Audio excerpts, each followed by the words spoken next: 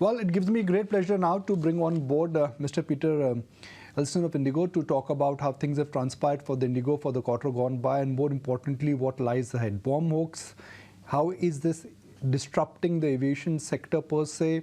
How is that likely to be fixed, and what are the financial implications of this current menace of bomb hoax? Peter, first, let me extend season greetings on behalf of everyone from Team ET. Thank you for joining us. Peter, now, IndiGo has been consistently beating market estimates. But for the quarter gone by, the story seems to be different. There is a drop in margin. This is one of the slowest quarterly growth what you've reported in about 12 quarters. What has led to this decline? Was it traffic? Was it issues with aircrafts? Could you just share more light on that?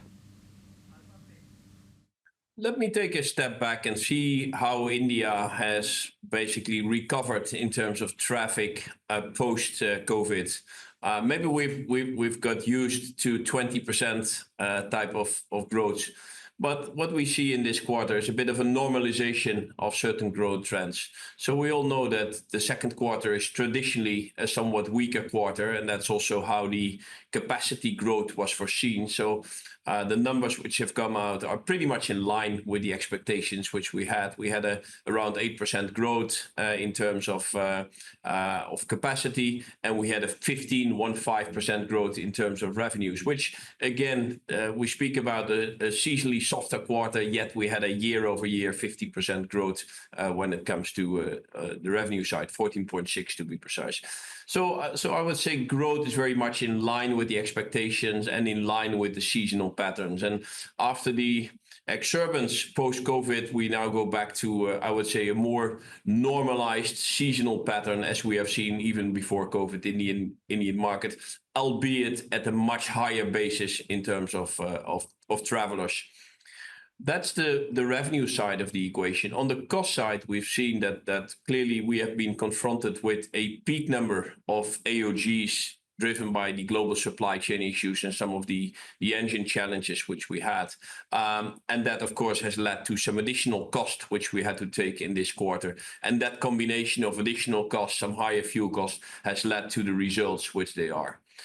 On a forward-looking note, and I'm sure we'll come to that, we see that we have reached a peak when it comes to these AOG numbers, and actually we see them trending down now. So whereas the average for the quarter was in the mid-70s, we're now in the high 60s. So after all these consecutive quarters of more AOGs and more AOGs, we finally see them trading down, which I think turning that corner has been a very important milestone for us.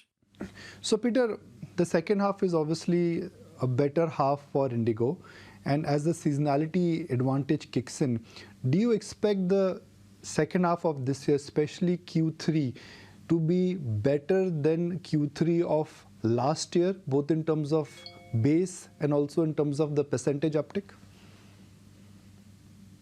Well, of course, we cannot give any of that guidance at this point in time. What I can say is that we will be growing with a early double-digit number in that third quarter, which is more growth than we have put in the second quarter. So we're clearly adjusting our growth levels to the seasonal patterns which are out there. I think IndiGo has developed an excellent capability of tuning its capacity to the seasonal pattern in the market, and the early double-digit number which we have now put out there for the third quarter is in line with the outlook for that third quarter. And clearly with the Diwali coming up, we expect those numbers to be realistic in terms of demand out there.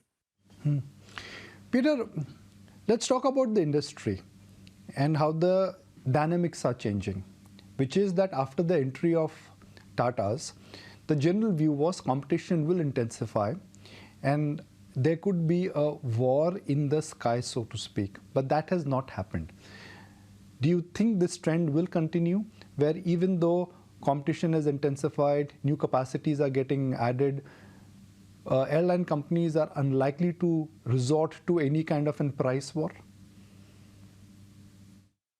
I think one should look at what is the basis in India today. And India today is one of the most competitive markets any which way in the world. And if you see how average fare levels in India compared to some other parts of the world, India is clearly one of the most competitive markets, and the Indian consumer has an enormous appetite for value for money type of air travel being on offer.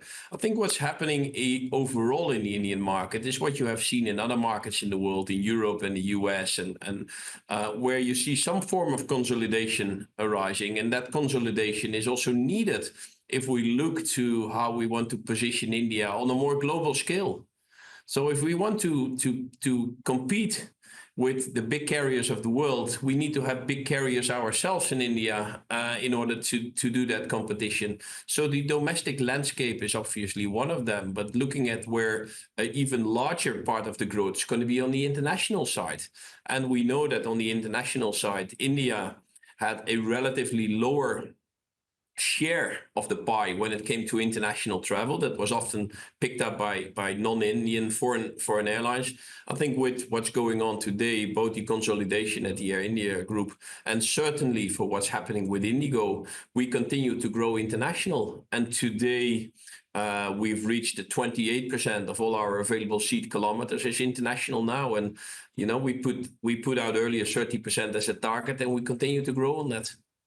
Peter, I explicitly remember that when we spoke to you after your last quarter numbers, which is Q2, you mentioned that about 75 aircrafts were grounded. What is the update on that? And how many of those grounded aircrafts are likely to be part of Indigo fleet in this quarter?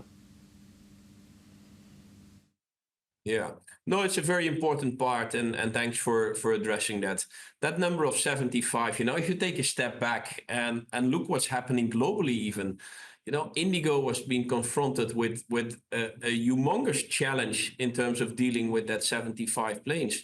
Despite that enormous challenge, we have been able to live up to our capacity guidance, did a whole range of mitigating measures in terms of wet leases and damp leases and temporary capacity and lease extensions.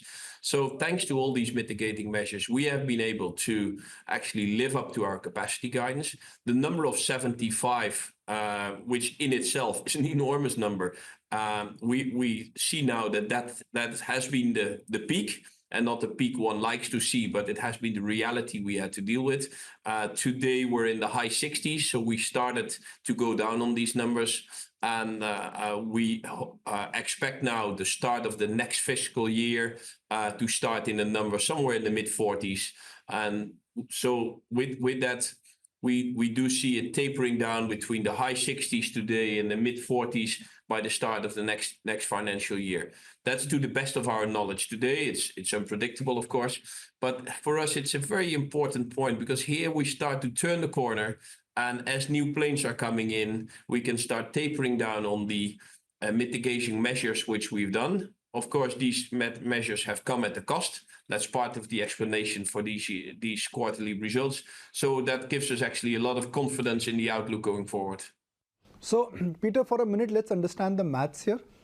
You mentioned a number of 40, which means that about 30 to 35 aircrafts will join the existing fleet. And on top of that, you are also adding new aircrafts. So what would be the total fleet of Indigo or operational fleet of Indigo for the current quarter, and what could be the trend line? Yeah, well, we keep some flexibility in that by not sort of pointing out an exact fleet number level. I think what's important for us is in this quarter we've crossed for the first time an Indian carrier crossed the 400 airplanes mark, and we've crossed that line, which again, I think being in India, living in India, being part of the Indian ecosystem, clearly we like to compare ourselves in India. I think increasingly we should start comparing ourselves with the global landscape and the global airlines. And in that landscape, a set of 400 planes is a very big airline, but it doesn't bring us yet to the top 5. So we are number 6, number 7 in that field. We have earlier announced that we aspire to double in size towards the end of the decade. That's not going to be a linear line. There's going to be some ups and some down and some moderations. So you can take that as a sort of stepping stone to where we will be ending. we'd like to keep some flexibility with the mitigating measures, because again, the mid 40s is still a significant number. So, and of course, this is not a number which is out there for sure. We have to keep some flexibility, but we are very encouraged again by these numbers going down and at the same time new planes coming in. Okay, fair point, Peter. So the minute new aircrafts come in, they would add to your capacity, or they will boost your capacity. But what kind of schedule are you getting from aircraft manufacturers in terms of what really could be the timeline on delivery? Because we know that there are long delays, and both Boeing and Airbus currently are struggling to meet up to their delivery calendar. Yeah, well, I think Indigo is placed in a very good position. So prior to COVID, Indigo had placed already some fleet orders, which we are benefiting on today from. So all the planes which are coming in today were not planes we ordered last year. These are planes which were ordered a couple of years back. With the fleet order which we did last year, the order for the 500 planes, which is the highest order actually one airline has ever made, that will create for us a steady flow of deliveries until the middle of the next decade. And the number of deliveries is of such a size, around one plane every week for the next decade, that even if there's a handful of delays on planes, we can still manage that situation. So we're of course in discussions with Airbus, who is our fleet provider, to make sure that we get these planes on time, and every day delay is a day too much. But I would say Indigo is actually quite in a good position with a steady flow of planes coming in going forward. So Peter, the airline industry has two dynamics. One is demand and the second is supply. Demand is growing, but the supply addition at the industry level also is quite strong. How do you see the demand versus supply dynamics moving in coming quarters? And how far are we really away from a supply glut? If you look at some of the metrics, and I've used the comparison a couple of times, look at what is the average penetration of air travel in the Indian market. Look at what is the number of people traveling on long distance trains. Look at what is the share of Indians with a passport. Look at the share of Indians traveling international. If you take all those metrics and you compare them on an international basis, it is very obvious that the market to grow out there is India.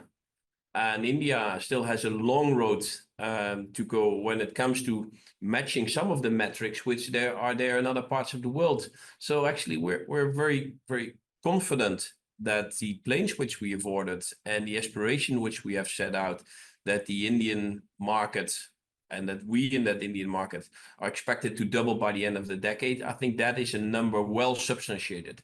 So that's the demand side and giving us a lot of confidence on the demand side. And yes, there's going to be seasonal hiccups, and yes, we may enter some quarters where either monsoons or bad weather or whatever happens, and we'll have top quarters and we'll have quarters which are more moderate. Looking at the overall line of growth, we feel very confident about it. When it comes to the supply side, Indigo, of course, as I mentioned earlier, has a steady supply of planes coming in. And I would feel very comfortable by that mix of demand on the one hand side and supply on the other side from the Indigo side. Will we have intense competition? Yes, that's always out there. And is it a bad thing? No, it's not, because I believe that the cost leadership of Indigo will enable us to provide very competitive prices out there in the market. Now, Peter, I'm just bringing this point out for the benefit of our viewers, why you've already shared that by 2030 you will double up your capacity. But the way the airline industry works is that there is a benefit of operating leverage which kicks in when demand is strong. So do you expect that the linear curve of your profit will be much higher and better than your fleet guidance, which is that by 2030 you will double your capacity, but your profits will double much before than that? I'm not in a position to give capacity guidance for the next quarter, leave alone, profitability guidance. I give capacity guidance, but not profitability guidance for the next quarter, leave alone for profitability guidance in 5 years from now. But, you know, at the end of the day, we're a listed company. We have our responsibilities here to make sure that all the investments we're making are backed up by those plans. And clearly the investments we're making is basically along two dimensions. There's one dimension of capacity, and we've talked a lot about that, you know, doubling in size, the 500 planes order, that's all about capacity. But India is changing, I would say, in two ways. One is the demand side, just the sheer volume of people traveling. The other part is the changing demands itself. So people want to go international. We've seen a huge response to some of our recent international expansions. People want to start travel premium. That's exactly why we introduce our new product on the Delhi domestic sector. And people actually want to fly more and more frequent. That's exactly why we introduce our frequent flyer program right now. So we're actually very comfortable that all the investments we're making, both to deal with the volume as well as to change with, I would say, more differentiation in demand, that's the very basis of what we're going to do. So we keep serving the first-time flyers who wants to fly for 3,000 rupees from Delhi to Ahmedabad, but also we want to serve those travelers who fly every other week between the metros and want to have more space and more access even to international travel. So we keep building on all those different market segments. Peter, you'll appreciate the spirit of my next question. Everyone is curious to understand that how exactly airlines are dealing with this entire bomb hoax issue. Yeah, you know, this is something which is a clear disturbance to the entire aviation ecosystem, the airlines, but also very much the travelers themselves, because planes have to be taken care of.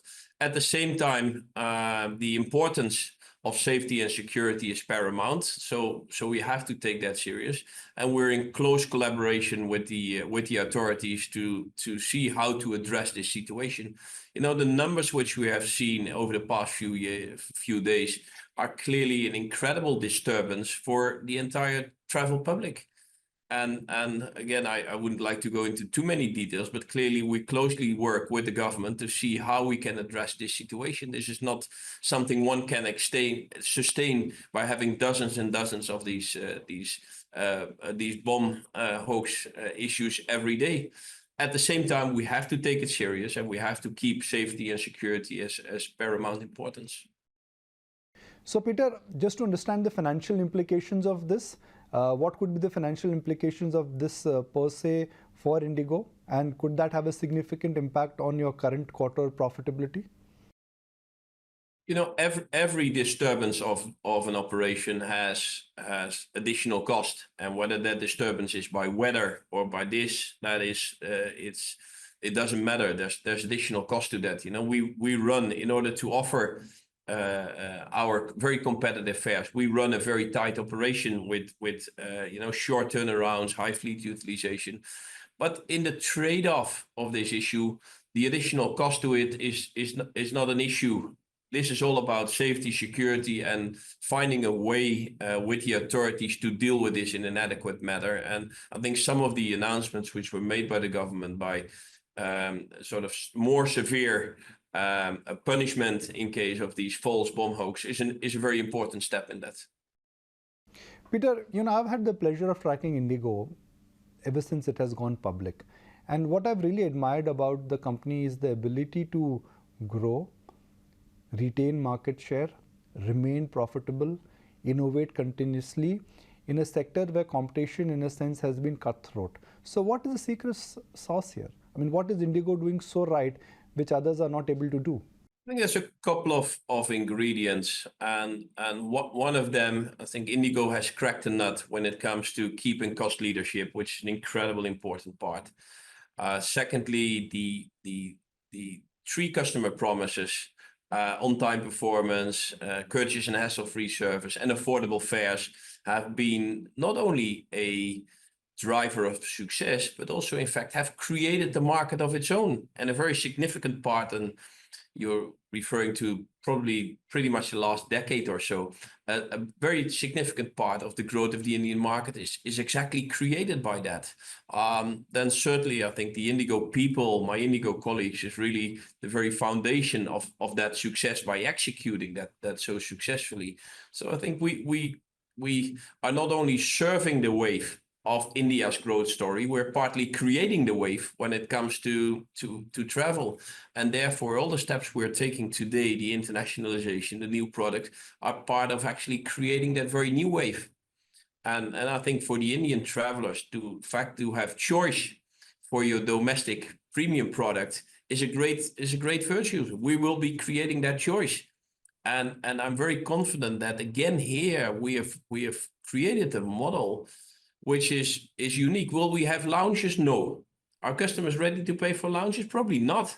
Will we have attractive fares? Absolutely. Will we have privacy? Yes. We have a curated meal box? Yes. So what we are doing, in fact, is we are tuning and to some extent creating the demand going forward. And I think if you ask me back to your question, what's the secret sauce of Indigo? It is the people of Indigo who have been able throughout all these 18 years to basically carve out that niche and create a niche and not only ride the wave of India's growth story, but create the wave of India's growth story as well. Peter, an absolute pleasure to have you on Etina. Once again, season's greetings from everybody. I've never had a chance to meet you in person for a coffee, but really look forward to that. Very good. Likewise, I look very much forward to it. Thanks for your time and happy to be with you.